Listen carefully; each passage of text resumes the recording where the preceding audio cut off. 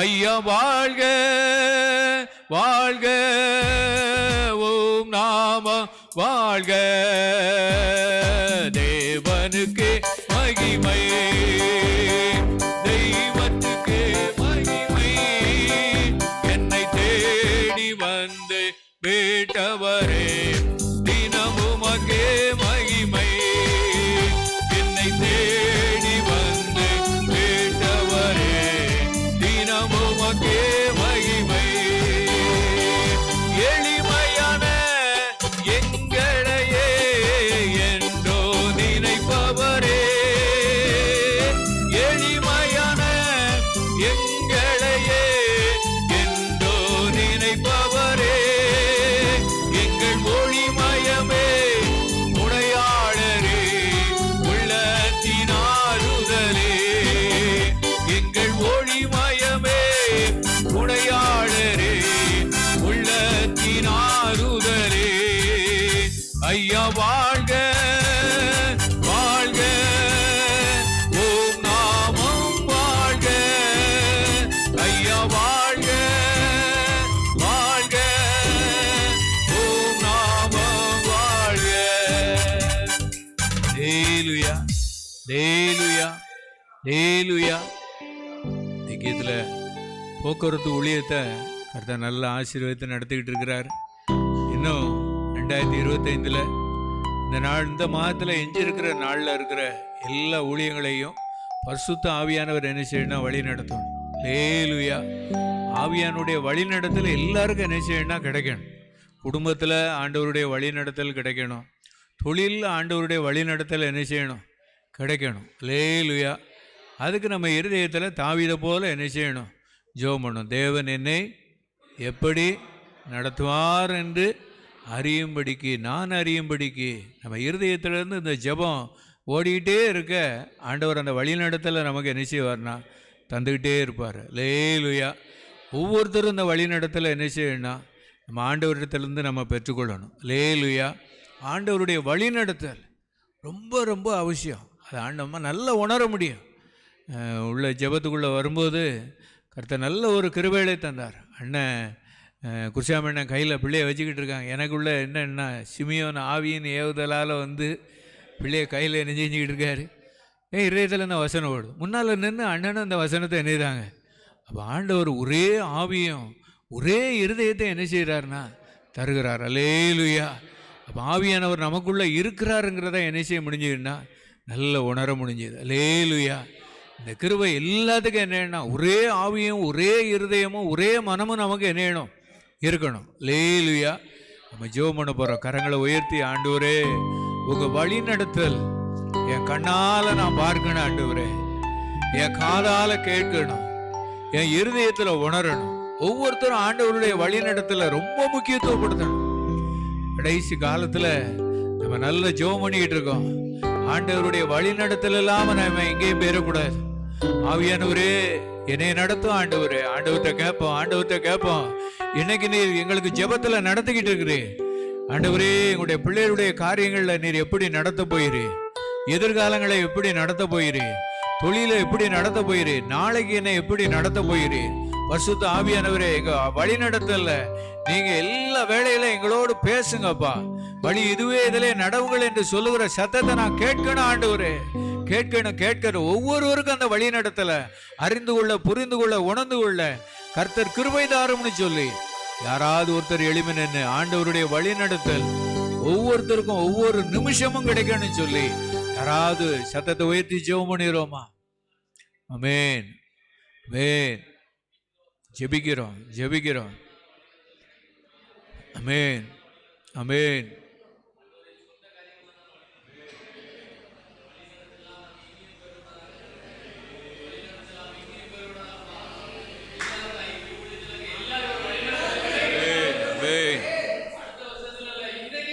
இன்னைக்கே கிடைக்கட்டும், இப்பமே கிடைக்கட்டும், இந்த ஜெபத்திலே கிடைக்கட்டும்.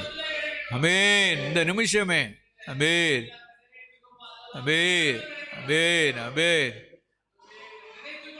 நினைத்துக்கொள்ளும், நன்மையுண்டாக என்னை நினைத்தருளும். ஆமென்.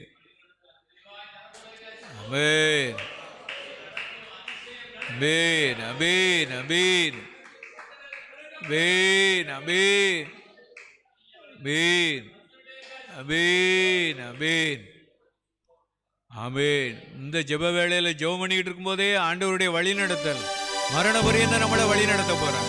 கரங்களை தட்டி கர்த்தரை மகிமைப்படுத்துவோமா? ஆமென். கரம் பிடித்து நடத்துவார், கன்மலை மேல் நிறுத்துவார். கரம் பிடித்து நடத்துவார், கன்மலை மேல் நிறுத்துவார். ஒரு தாய் ஏற்றுவது போல் என் நேசர் ஏற்றுவார். ஒரு தாய் ஏற்றுவது போல் என் நேசர் ஏற்றுவார். இயேசு போல ஜெபம் எழுப்புதாவே. ஆமென். அல்லேலூயா. நான் ஒன்று நினைச்சேன், வேற விதமா நடக்க ஆண்டவருடைய வழி நடத்தலாம். அதற்கு நம்ம இருதயம் இணைஞ்சிடணும், ஏறணும். அல்லேலூயா. நான் நினைச்ச மாதிரியே நடந்துடணும் அப்படி நினைச்சிடக்கூடாது. என் நினைவுகள் உன் நினைவுகள், ஓ வழி என் வழி அல்ல என்று கர்த்தர் சொல்லுகிறார். அல்லேலூயா அல்லேலூயா. இந்த வார்த்தைலாம் நம்ம இருதயத்தில் ஓடிக்கிட்டே இருந்துச்சு அப்படின்னு சொன்னா கர்த்தருடைய வழி நடத்தல் ஒவ்வொரு நிமிஷமும் ஒவ்வொரு நாளும் நம்ம பரண பரியந்தம் கர்த்தர் நம்மளை என்ன செய்வார்னா நடத்துவார். அல்லேலூயா. சாட்சி வேளை ஊழிய பயிர்மானம் ஒரு 2 பேர் சாட்சி ஊழிய பயிர்மானத்தை நம்ம பகிர்ந்து கொள்வோம். கர்த்தருடைய வார்த்தையை நம்ம கேட்போம். கர்த்தர் நம்மோடு இடைப்படுவார். அல்லேலூயா. கர்த்தருடைய ஆவினால் ஏவப்பட்டவர்கள் முன்னால் வந்து சாட்சி வேளை ஊழிய பயிர்மானத்தை சொல்லும்படியாக உங்களை அன்போடு கேட்கும்.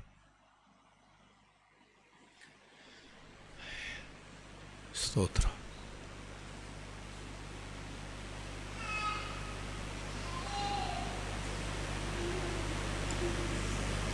கர்த்தருடைய நாமத்துக்கு ஸ்தோத்திரம். இந்த போன வாரத்துலேயும் சிவகாசி ஊழியத்துக்கு சென்றவர்களுடைய கிருபையிலே தந்தாங்க. இந்த சிவகாசி ஊழியத்தில் பார்த்தீங்கன்னா அந்த சகோதரி அவரோட மகா வந்து சென்னையில் ஒர்க் பண்ணிகிட்டு இருக்காங்க. ஆனால் ஒர்க் பண்ணுறதுல இப்போ ஒரு எக்ஸாம் வச்சுருக்கிறாங்க. அந்த எக்ஸாம் பார்த்தீங்கன்னா ஃபஸ்ட்டு எக்ஸாம் வந்து அந்த அவங்களே வேலை பார்க்குறது நடத்துகிற இதில் கட்டிடுவாங்க, ரூபா கட்டிடுவாங்க உங்களுக்கு. அதில் நம்ம பாஸ் பண்ணணும். அப்படி பாஸ் பண்ணலன்னா அடுத்து நம்ம ரூபா கட்டணும். இல்லை அதுலேயும் பாஸ் பண்ணால் அதோட அதிகமான அமௌண்ட்டு கட்டி தான் எக்ஸாம் எழுதணும் அப்படின்னு சொல்லியிருக்காங்க. அந்த மகளும் படிச்சுக்கிட்டே அந்த அக்காவோட மகன் படிச்சுட்டு இருந்திருக்காங்க. ஆனாலும் அவங்களுக்கு ஒரு பய உணர்வு, 70 மார்க் எடுக்கணுமா. நம்ம தமிழ் மீடியம் படிச்சிருக்கிறோம். இப்போ வந்து வேறு நாட்டு அந்த இங்கிலீஷ் வந்து பிரிட்டிஷ் இங்கிலீஷ் ஏதோ ஒரு இங்கிலீஷ் சொன்னாங்க. அது வந்து நமக்கு வித்தியாசமாக இருக்குது. இந்த சூழ்நிலை நம்ம எப்படி முடியும் அப்படின்னு சொல்லி ரொம்ப இது கஷ்டமாக இருக்குமே அப்படின்னு சொல்லி ஜோம் பண்ணிக்கிட்டே இருந்திருக்காங்க. சிவகாசியில் போகும்போது எல்லாரையும் ஜோம்னு சொல்லும் போது ஜோம்னதுக்கு ரொம்ப அந்த பொண்ணு நானும் ஒரு 6-7 வருஷத்துக்கு மேலே போயிட்டுருக்கேன். ஸ்கூல் படிக்கும் போதுலேருந்தே தெரியும். ஒரு நாள் வாய் திறந்து பேசவே மாட்டாப்புல, அமைதியாக உட்காந்துருப்பாப்புல. நான் அன்றைக்கி பார்த்தீங்கன்னா அந்த சாட்சி ஒரு 10 நிமிஷம் சொன்னாப்புல. அப்போ ஆண்டவர் அந்த கிருபையாக அந்த வாயை திறக்கக்கூடிய அந்த கிருபையில தந்தாங்க. அப்போ அந்த ஜெபத்தின் மூலமாக அங்கே எக்ஸாம் எழுதினதில் 70 மார்க் வேணுமா, 1 மார்க் குறைஞ்சா கூட ஃபெயில் ஒழுக்க சாட்டுன்னு சொல்லி ஜோம் பண்ணி இருக்கிறாங்க. அப்போ அந்த போகும்போது கரெக்டாக அந்த 70 மார்க்கை கொடுத்துட்டார் ஆண்டவர். கரெக்டாக அந்த பாஸ் பண்ணக்கூடிய அந்த கிருபையில தந்திருக்காங்க. அந்த சொல்லிட்டு வந்தேன், உன் சாட்சி அனைவருக்கு நீ சொல்லணுமா, நீ இந்த வேலை பார்க்குற இடத்துல ஆண்டவர் உன்னை உயர்த்தி வைப்பார். நீ தான் அந்த இடத்துல பெரிய ஆண்டவர் உயர்வை கட்டளையிடுவார். நீ உன் வாயை திறந்து உன் சாட்சியை சொல்லணும் அப்படின்னு சொல்லியிருக்கிறேன். அப்போ அந்த நைட்டு 3:30 மணிக்கு தான் ரிசல்ட் வரும்போதுக்க அந்த நைட்டெல்லாம் தூக்கமே வரலையா. அவங்க வீட்டில் அவங்க அம்மா என்ன சொல்லி கொடுத்துருக்காங்கன்னா, கஷ்டமான சூழ்நிலையில் இருந்தாங்கன்னா வெளிப்படத்தில் ஃபுல்லாக வாசிப்பாங்களாம். அப்போ அந்த மகளும் இருந்து வெளிப்படத்தில் ஃபுல்லாக நைட்டு உட்காந்து வாசிக்கிட்டு இருந்திருக்காப்புல. 3:30 மணிக்கு ரிசல்ட் வரக்கூடிய 3:40க்கு ரிசல்ட் வந்துச்சான். வந்தோன்னே பாஸ்ன்னு சொல்லி இருந்தேன்னா அந்த மக கண்ணீரோடு அந்த சாட்சியை கேட்கக்கூடாதுன்னா அந்த சத்தத்தை இன்னும் அந்த ஊழியத்தை செய்யணும், பெற்றுக்கொண்ட அற்புதங்கள் அனைவருக்கு சொல்லணும்னு சொல்லி ஜெபித்திருக்கோம். கர்த்தர் நாம மகிமைப்படுவதாக. ஆமென்.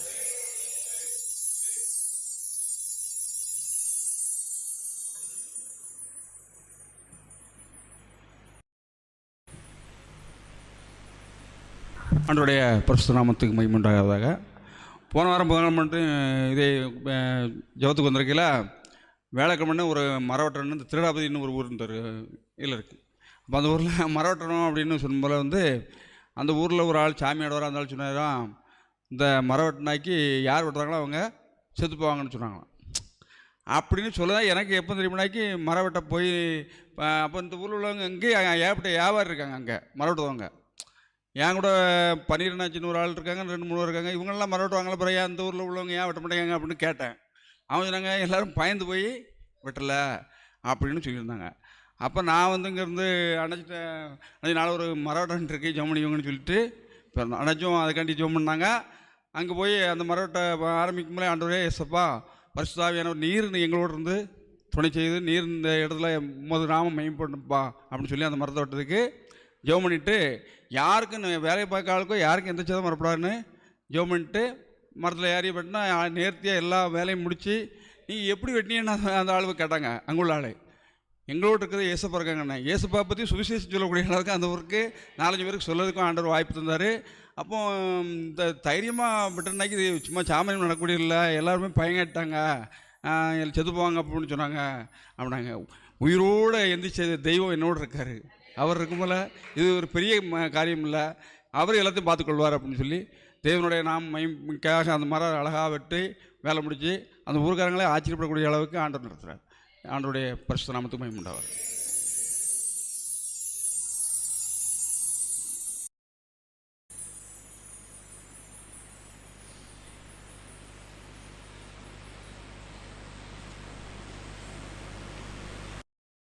மகிமை உண்டாவதாக. இதனால் காத்திருப்பு ஜெபத்தை நினைப்பதற்கும் வேண்டுவதற்கும் மேலாகவே தேவன் எல்லாருக்கும் ஆசீர்வாதத்தை தந்திருக்கிறார். நல்ல ஒரு ஐக்கியத்தை ஆண்டவர் கொடுத்து ஒரு அமைதியில் உள்ள ஆவியை எல்லாருக்கும் கட்டளையிட்டு விசுவாசத்தோடு நான் பாடவும் ஜெபிக்கவும் சாட்சிகளை பகிர்ந்து கொள்ளவும் ஆண்டு கொடுத்த பெரிய கிருபைக்கு ஸ்தோத்திரம். இந்த நாளில் ஜெபிக்க வந்திருக்கிறவங்களை எல்லாரையும்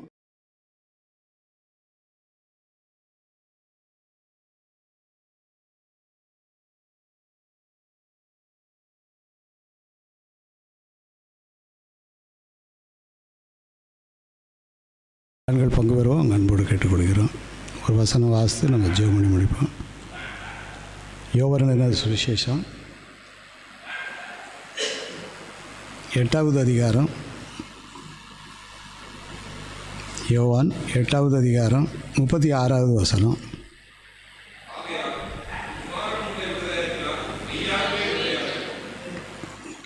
குமாரன் உங்களை விடுதலை ஆக்கினால் மெய்யாகவே விடுதலை ஆகிறீர்கள்.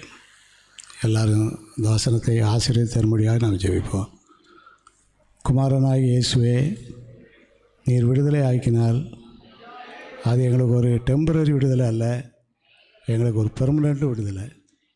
அந்த விடுதலையை வேதத்தில் அநேகர் கொடுத்தது போல் எங்களுக்கும் தந்து எங்களை மெய்யான விடுதலைக்கு நேராக வழிநடத்தும். இயேசுவின் மூலம் ஜெபிக்கிறோம் பிதாவே. குமாரன் விடுதலை ஆக்கினால் மெய்யாகவே விடுதலை ஆவீர்கள். நம்முடைய எதிர்பார்ப்பு எல்லாமே ஆண்டவர்கிட்ட எவ்வளோ விடுதலையை நம்ம வாங்கியிருக்கிறோம். அதில் ஒரு விடுதலை பாவ மன்னிப்பின் விடுதலை. யோவான் சுவிசேஷத்தில் 8வது அதிகாரத்தில் வாசித்து பார்க்கும்போது அங்கே ஒரு சகோதரிக்கு ஆண்டவர் விடுதலை கொடுக்குறார். 8வது அதிகாரம் 11வது வசனம். அதற்கு அவள், இல்லை ஆண்டவரே என்றாள்.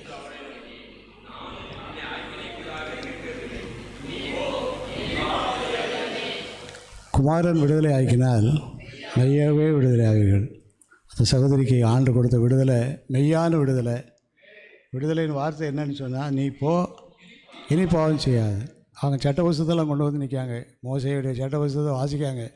இந்த பாவத்துக்கு இந்த தண்டனை, இந்த பாவத்துக்கு இந்த தண்டனை, இந்த பாவத்துக்கு இந்த தண்டனைன்னு சொல்லி சட்ட புஸ்தகத்தோடு வந்து நிற்காங்க. ஆண்டவர் பார்த்தாரு, உன் புஸ்தகத்தை உன் பூட்டி என்ன செய், தூர போடு. நான் கொடுக்குற விடுதலை வந்து மெய்யான விடுதலை. நீ போ, இனி என்ன செய்யாத. ஆண்டவர் என்னையே உங்களை விடுதலை ஆக்கியிருக்கிறார். ஒருவேளை இன்னும் பரிசுத்தத்தில் நம்ம குறைவு இருக்குமானால் இன்னும் ஆண்டவர் விடுதலை தரும்படி நம்ம ஜெபிக்கணும். ஆண்டவர் இந்த ஆண்டு எனக்கு கொடுத்த எச்சரிப்பு வசனம் 2 கொரிந்தியர் 7வது அதிகாரம் 1வது வசனம். 2 கொரிந்தியர் 7வது அதிகாரம் 1வது வசனம். இருக்கிறபடி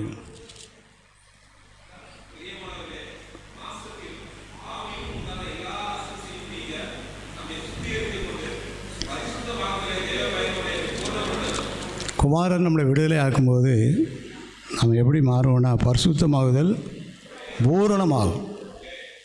ஆரம்ப விடுதலை மட்டுமல்ல, நமக்கு பூரணமான விடுதலை தர குமாரனாக இயேசு சித்தமுள்ளவராக இருக்கிறார். அல்லேலூயா. அதைத்தான் நாம் வெளிப்படுத்தல் கடைசி அதிகாரத்தில் வாசித்து பார்க்கும்போது, வெளிப்படுத்தல் கடைசி அதிகாரம் 22வது அதிகாரம் 11வது வசனம் பின்பகுதியில் வாசிக்கிறோம். பரிசுத்த நீதி செய்கிறவன் நீதி செய்யட்டும், பரிசுத்தமுள்ளவன் இன்னும் பரிசுத்தமாகட்டும். என்கிட்டையும் கொஞ்சம் பரிசுத்தம் உண்டு, உங்கள்கிட்டையும் பரிசுத்தம் உண்டு. ஆனால் ஆண்டவர் எதிர்பார்க்கிற காரியம் என்னென்னு கேட்டால், இன்னும் என்ன செய்யணும், இன்னும் இதை கொடுக்கத்தான் குமாரன் வந்தார். குமாரன் உங்களை விடுதலை ஆக்கினால், அப்போ குமாரன் எதிலிருந்து விடுதலை கொடுக்குறாருன்னு கேட்டால், பாவ ஜீவியத்திலிருந்து பரிபூர்ணமான விடுதலை கொடுக்கும் விடுதலை நமக்கு தராது. ரெண்டாவது, நம்முடைய அனுதின பாடுகளிலிருந்து நமக்கு விடுதலை தராது. யோவானுடைய சுவிசேஷத்தில் நம்ம வாசித்து பார்க்கும்போது 38 வருஷ வியாதிஸ்தன் உடைய பாடுகளை நம்ம படிக்கிறோம். யோவானுடைய சுவிசேஷம் 5வது அதிகாரம் 7வது வசனம். அதை வாசிக்க.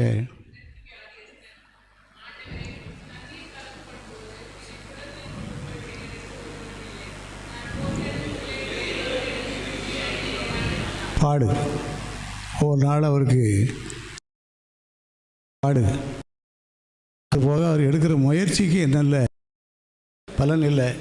எல்லோரும் வாசிப்போம், அது அவருடைய பாடுகளை வாசிப்போம். அதற்கு வியாதிஸ்தன் போது என்னை கிணற்றில் கொண்டு போய் விடுவதற்கு ஒருவரும் இல்லை,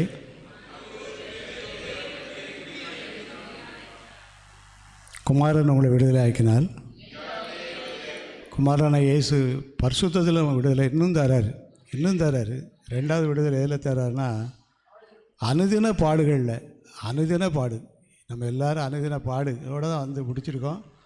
நாளைக்கு நமக்கு என்னென்ன பாடு இருக்க போதோ நாளைக்கு தான் என்ன செய்யும் தெரியும். ஆனாலும் அதுலேயும் விடுதலை கொடுக்க ஆண்டவரால் நம்முடைய பாடுகள் எல்லாவற்றையும் கர்த்தர் மேல் வச்சுருவோம்.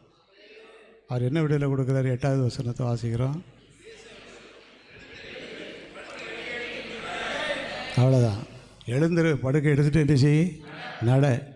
உடனே அந்த மனுஷன் சொஸ்தமாகி படுக்கை எடுத்துக்கொண்டு நடந்து போனான். ஆக ஆண்டவர் அற்புதம் செய்கிறவராக இருக்கிறார். குமாரன் உங்களை விடுதலை ஆக்கினார், மெய்யாகவே விடுதலை ஆகிறீர்கள். கடைசியாக குமாரன் கொடுக்குற இன்னொரு விடுதலை என்னன்னு சொன்னால், பிசாசுடைய போராட்டங்கள்லேருந்து விடுதலை கொடுக்குறாரு. மார்க் எழுதின சுவிசேஷம் 9வது அதிகாரம். மார்க் எழுதின சுவிசேஷம் 9வது அதிகாரம் 24வது வசனம்.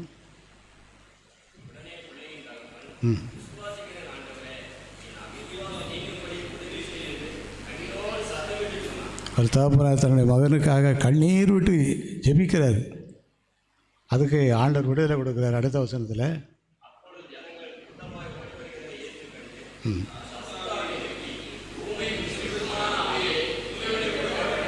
அவருக்குள்ள ஒரு அசுத்த ஆவி இருக்காது. அந்த ஆவியுடைய தன்மை என்னென்னு கேட்டால், ஊமையாகவும் இருக்கும், செவிடாகவும் இருக்கும். ஊமையும் செவிடுமா இருக்கிறத சரிப்படுத்து கொஞ்சம் சிரமம். ஆனால் ஆண்டவருக்கு அது லேசான காரியம். நம்ம வாழ்க்கையில் எவ்வளோ பெரிய பிசாசுடைய போராட்டம் இருந்தாலும், ஊமையும் செவிடுமான ஆவிகள் கூட நம்மளை போராடிக்கிட்டு இருக்கோம். அதில் விடுதலை கொடுக்க அவரால் முடியும். அந்த விடுதலை எப்படிப்பட்ட விடுதலைன்னு சொன்னால், ஆண்டவர் விடுதலை கொடுத்துட்டு பிறகு ஒரு வார்த்தை சொல்கிறாரு, இனி இவனுக்குள்ளே என்ன செய்யாத, நீ செவிடு தான், ஊமை தான், ஆனால் நீ திருப்பி போயிடுவ, எனக்கு தெரியும். ஆகையினால நீ திருப்பி என்ன செய்யக்கூடாது, குமாரன் விடுதலை ஆக்கினால். எல்லோரும் ஆண்டுக்கு நன்றி சொல்லுமா. இந்த விடுதலையை பாவத்தில் இன்னும் விடுதலை, அனுதின பாடுகளில் விடுதலை, பிசாசுடைய போராட்டத்தில் விடுதலை தந்து நம்ம நடத்துகிறவர். எல்லோரும் ஆண்டுக்கு நன்றி சொல்லிடுவோம். ஒரு 2 நிமிஷம் 3 நிமிஷம் எல்லோரும் ஆண்டுக்கு நன்றி சொல்லுங்கள். ஹல்லேலூயா. ஸ்தோத்திரம் ஸ்தோத்திரம் ஸ்தோத்திரம். குமாரன் உங்களை விடுதலை ஆக்கினார், மெய்யாகவே விடுதலை ஆவீர்கள். ஸ்தோத்திரம் ஸ்தோத்திரம் ஸ்தோத்திரம் ஸ்தோத்திரம் ஸ்தோத்திரம். நன்றி என்று சொல்லுகிறோம் நாதா, நாவாலே துதிக்கிறோம் நாதா. நன்றி என்று நாவாலே துதிக்கிறோம் நாதா. நன்றி இயேசு ராஜா நன்றி, இயேசு ராஜா இயேசு ராஜா நன்றி. ஆதலால் குமாரன் உங்களை விடுதலை ஆக்கினால் மெய்யாகவே விடுதலை ஆகுது. ஆண்டவரை பரிசுத்தமாகுதலை பூரணப்படுத்தும் ஐயா. பரிசுத்தமாகுதல் எனக்கு பூரணமாக வேணும். அதில் எனக்கு விடுதலையை தாரும். ஆனால் அனுதின பாடுகளில் எனக்கு விடுதலையை தாரும். பிசாசுடைய போராட்டங்களில் ஊமையும் செவிடுமான ஆவிகளிலிருந்து என்கிட்ட போராட்ட விடுதலையை தாரும். இந்த சிறப்பான விடுதலையும் இதற்கு மேலான விடுதலையும் தந்து எங்களை அனுப்புவதற்காக உமக்கு நாங்கள் நன்றி சொல்கிறோம், நன்றி சொல்கிறோம், நன்றி சொல்கிறோம், நன்றி சொல்கிறோம். உங்களை ஸ்தோத்தரிக்கிறோம். எங்களுடைய பிரயாணங்களை வாய்க்க செய்யும், சூழ்நிலைகள் எல்லாவற்றையும் சாதகமாக்கி தாரும். இயேசுவின் மூலம் ஜெபிக்கிறோம் பிதாவே. என் ஆத்மாவே கர்த்தரை ஸ்தோத்தரி, உள்ளமே பரிசுநாமத்தை ஸ்தோத்தரி. ஆத்மாவே கர்த்தரை ஸ்தோத்தரி, சகல உபகாரங்களையும் மறவாதே. ஆமேன், ஆமேன், ஆமேன். அல்லேலூயா. ஸ்தோத்திரம், எல்லாரும் ஸ்தோத்திரம். கர்த்தர் எல்லாரையும் விடுதலையின் ஆசீர்வாதத்தினால நிரப்பி ஆசீர்விப்பானாக. ஆமென்.